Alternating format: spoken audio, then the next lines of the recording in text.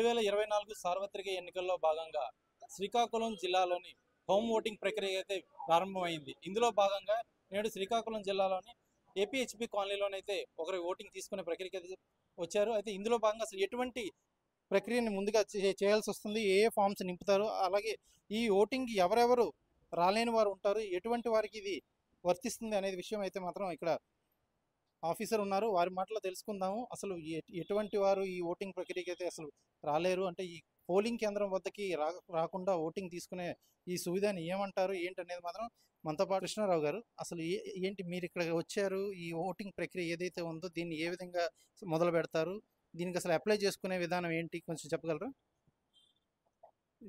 ఇది ఈ election commission of India మరి వికలాంగులు 40% దాటిన పర్సంటేజ్ దాటిన వికలాంగులకి, 85 ఏళ్ళు దాటిన వయోవృద్ధులకి ఈ హోమ్ ఓటింగ్ విధానం అనేది కల్పించడం జరిగింది.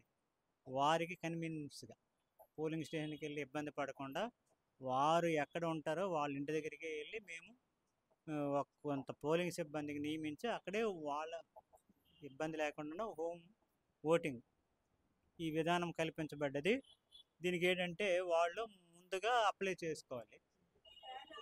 మామూలుగా చూసుకున్నట్లయితే కనుక అసలు వృద్ధులు అలాగే వికలాంగులకైనా, లేకపోతే బెడ్ రెస్ట్లో ఉండేటువంటి ఎవరైతే ఇల్లు కదిలి వచ్చి అక్కడ ఓటు వేయలేని పరిస్థితిలో ఉంటారో వారికి కూడా ఇది వర్తిస్తుందా?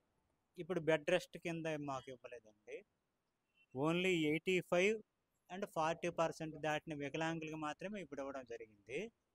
బెడ్ రెస్ట్ వాళ్ళకి మాకైతే ఇవ్వలేదు. బిఎల్ఓ ఇచ్చారా? బెడ్ రెస్ట్ వాళ్ళకి, తక్కువ ఏజ్ వాళ్ళకి ఇవ్వలేదు. సో ఇందులో అంటే ఈ ఓటింగ్ ప్రక్రియలో భాగంగా ఎటువంటి ఫామ్స్ నింపిస్తారు, అలాగే మతి స్థిమితం లేని వారు ఉంటారు కదా, అటువంటి వారి ఓటింగ్ని ఎలా స్వీకరిస్తారు? దాని గురించి మాకు వివరం తెలియదు సార్. మాకు చెప్పిన విధి విధానాల గురించి మాకు చెప్పగలము. మరి వాటి గురించి అంటే మీరు పై అధికారులకి అడిగి తెలుసుకోవాలి. ఈ మాకు ఒక సిబ్బందిని నియమించడం జరిగింది. ఏంటంటే 85 ఇయర్స్ అబవ్ ఏజ్ వయోవృద్ధులకి, 40% దాటిన వికలాంగులకి ఓటుని మీరు చెయ్యండి అనుకొని ఇంటికి వెళ్ళి ఓటుని వాళ్ళ దగ్గరికి కన్వీనియన్స్ లేకుండా చెయ్యండి అని మాకు చెప్పడం జరిగింది. మిగతాదంతా మీ పై అధికారులు తెలియజేసుకోండి. ఇదేంటే మొదట మా బిఎల్ఓల ద్వారా, బిఎల్ఓలు ఉంటారు ఒక్కొక్క పోలింగ్ స్టేషన్ ఒక్కొక్క బిఎల్ఓ, వాళ్ళ ద్వారా అప్లై చేసుకుంటారు. వీళ్ళు ఫస్ట్ ప్రతి ఇంటికి హౌస్ హోల్డ్ సర్వే చేసి ఐడెంటిఫై చేసి ఎక్కడెక్కడ ఇలాంటి వాళ్ళు ఉన్నారో వాళ్ళని ఏంటంటే వాళ్ళు అప్లై చేసుకుంటారు. అప్లై చేసుకున్న తర్వాత వాళ్ళకి ఓటింగ్ ఇవ్వడం జరుగుతుంది. వాళ్ళకి ముందర మేము ఇన్ఫార్మ్ చేస్తాం, మీకు ఓటింగ్ ఉంది, పలానా డేట్ వస్తాం, మీరు ఉండండి అనుకొని ఇన్ఫార్మ్ చేయడం జరిగింది. మరి ఈరోజు మాకు హోమ్ ఓటింగ్కి ఈరోజు మాకు 6వ తారీఖు నాడు ఈ ప్రాసెస్ మాకు చెప్పడం జరిగింది. దీనికి ఒక ప్రిసైడింగ్ ఆఫీసరు, ఒక అసిస్టెంట్ ప్రిసైడింగ్ ఆఫీసరు, ఒక మైక్రో అబ్జర్వర్, ఒక వీడియోగ్రాఫరు, వీళ్ళకు మాకు పోలింగ్ సిబ్బంది ఇస్తూ మేము దీన్ని పర్యవేక్షించడానికి సెక్టరల్ ఆఫీసర్గా నేను, మరి పోలీస్ సెక్టర్ ఆఫీసర్ కింద ఏఎస్ గారు, మేము పర్యవేక్షణలో ఎటువంటి అల్లర్లు జరగకుండా ఉండడానికి, తర్వాత బిఎల్ఓ గారు ఐడెంటిఫై చేసి ఇంకా ఇక్కడికైతే పోలింగ్ ఏజెంట్ వాళ్ళకి ఇన్ఫర్మేషన్ ఇచ్చారు, మిగతా దగ్గరికి రావడం జరిగింది.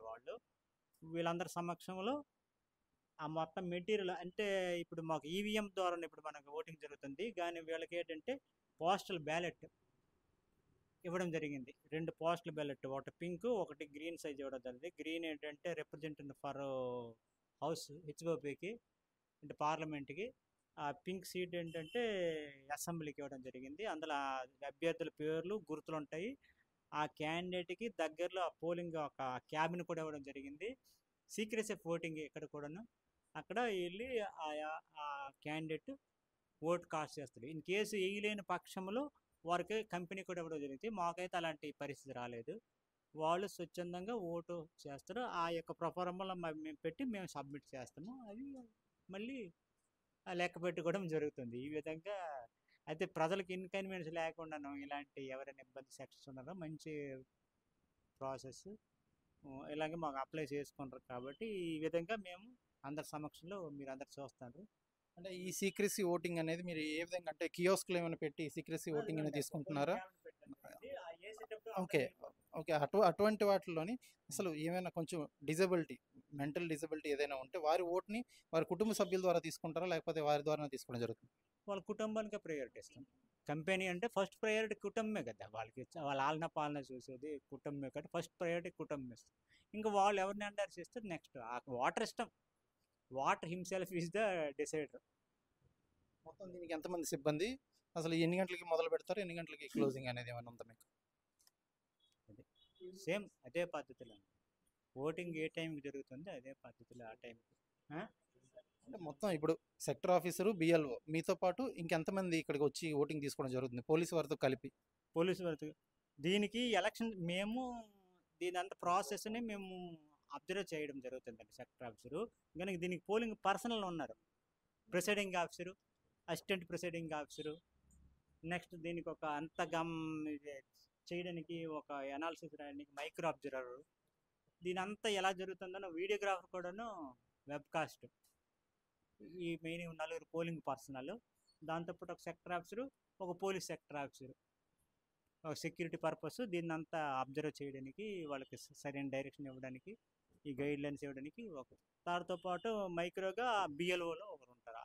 ఏ కన్సర్న్ పోలింగ్ బూత్కి ఆ బిఎల్ఓ ఒకరు ఉన్నారు. వాళ్ళకు మీకు ఏమైనా షరతులు ఉన్నాయా, మీరు చేయకూడదు ఏమైనా, అంటే ఇది చేయకూడదు ఇది మాత్రం మీరు చేయాలని మీకు ఏమైనా షరతులు పెట్టడం జరిగిందా అధికారుల నుంచి? అంటే ఈ ప్రక్రియలోని ఓటు తీసుకునే ప్రక్రియలోని మీరు ఎటువంటి వాటిలో మీరు చేయి పెట్టాలి, ఎటువంటి వాటిలో అసలు టచ్ చేయకూడదు, అంటే ఒకరు ఓటు వేయమని ప్రలోభపరచడం కానీ అట్లా, అంటే ఏంటి మీకు ఇచ్చిన ఇన్స్ట్రక్షన్లో కండిషన్స్ ఏముంటాయి? మేము వాటర్ని ఎటుగా మేము అసలు ఎటువంటి ఇన్ఫ్లుయెన్స్ చేయము. వాటర్ ఓటు వేయడానికి మేము పరిస్థితులు కల్పిస్తాం అంతేగాని కంప్లీట్గా వాటర్ ఇష్టం. మెటీరియల్కి ఏవేమో మేము చెయ్యాలి అవి మాత్రమే చేస్తాం. అంటే ఆయన దగ్గర నుండి సంతకాలు తీసుకోవడము, ఆ వాటర్కి కన్వీనియంట్గా చూడండి మేము అందరం పైకి వచ్చి ఆ దగ్గరకి అతనికి సదుపాయం కల్పించి ఓటు వేసే విధంగా చేయడమే మాట, అంతేగాని వాటర్ పర్సనల్ దీంట్లో ఇంటర్ఫీర్ అవ్వదు. ఈ 2024 ఎన్నికల్లో భాగంగానే ఈ హోమ్ ఓటింగ్ ప్రక్రియ ఏదైతే ఉందో ఈ ప్రక్రియలోనే మొత్తం 7గురితో కూడినటువంటి సిబ్బందికి వచ్చి ప్రతి ఇంటికి కూడాను ఎవరైతే ఈ ఓటు వేసే ప్రక్రియకి అక్కడ వరకు పోలింగ్ బూత్ వరకు వచ్చి ఓటు వేసుకోలేరో వారికి ఇంటి వద్దకే వచ్చి ఓటుని స్వీకరించేందుకైతే మాత్రం 7గురితో కూడినటువంటి సిబ్బంది అయితే ఇక్కడికి వచ్చి తీసుకోవడం జరుగుతుంది. అందులో ప్రిసైడింగ్ ఆఫీసర్తో పాటు ఎలక్షన్ కమిషన్ నియమించినటువంటి మరో ఇద్దరిని ముఖ్యంగా అందులోని ఇన్వాల్వ్ చేయడం అయితే జరిగింది. వారు మాత్రమే ఆ ఓటింగ్ ప్రాసెస్ అంతా చేస్తారు. మిగతా వారంతా కూడా అబ్జర్వర్స్గా ఇక్కడ ఉంటారు.